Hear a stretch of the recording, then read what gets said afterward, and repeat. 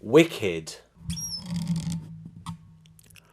Part 1 is the film adaptation of the 2003 musical play adapted from a 1995 novel by Gregory Maguire. And yes, this is part 1 out of a two-parter, and part 2 will be released next year. Wicked is also a prequel to the beloved classic 1939 film The Wizard of Oz. This was written by Winnie Holzman and Dana Fox, and it was directed by John M. Chu. The film is about Elphaba, played by Cynthia Erivo, a misunderstood young woman because of her green skin, and Glinda, played by Ariana Grande, a popular girl who becomes friends at Shiz University in the land of Oz. After an encounter with the wonderful Wizard of Oz, played by Jeff Goldblum, their friendship reaches a crossroads. So, I have to confess here by saying that I have never seen the musical play of Wicked, but I of course seen The Wizard of Oz. It is a part of my childhood with some of the most wonderful music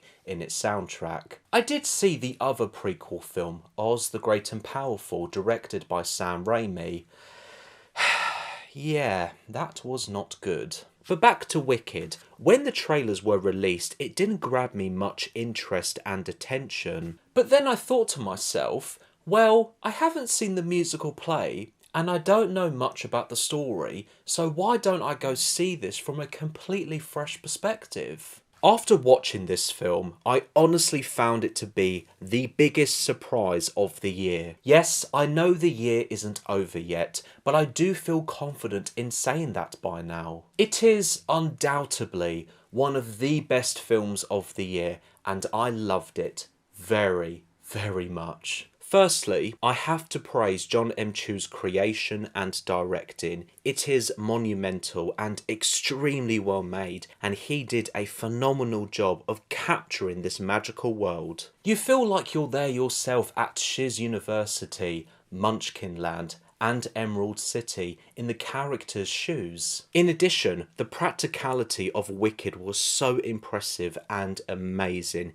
in every filmmaking aspect, with the camera work, costumes, set designs, props, and special and visual effects. I have to commend every single crew member who participated in making this film by taking my invisible hat off. Let's talk about the musical scenes. They were so enjoyable and catchy. The dance choreography and singing were satisfying to experience. There were many times when I was tapping one of my feet on the floor and feeling moved. It's been an interesting year for musical films. Joker 2, not good. The End, an improvement. But Wicked, wow.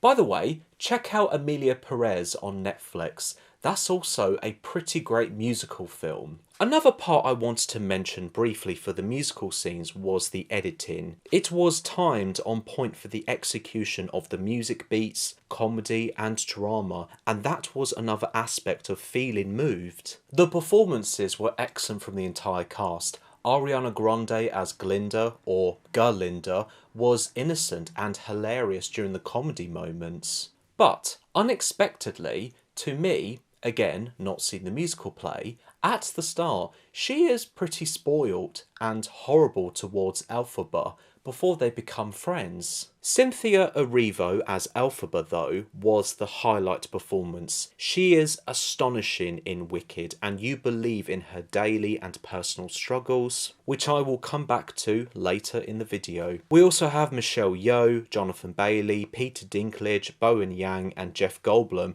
who all did excellent jobs in supporting roles. I loved the chemistry between Elphaba and Galinda, a chalk and cheese pair from disliking to eventually loving each other, being like sisters. When they're friends, the way they show respect and support towards each other in their strengths, but mostly in their weaknesses in life, is an excellent way to establish a believable friendship and sisterhood. The script of Wicked is full of fun, vibrancy and magic, with essential themes as well. It's not afraid to show personal and realistic themes of being an outcast in society, identity and equality regarding the character of Elphaba. There are also discussions on animal cruelty that I found to be relevant towards the plot and also towards Elphaba's goal when visiting Emerald City to see the Wizard of Oz. So, overall, it does a solid job of mixing fantasy elements into relatable topics our world is facing today. So, with this being a part 1,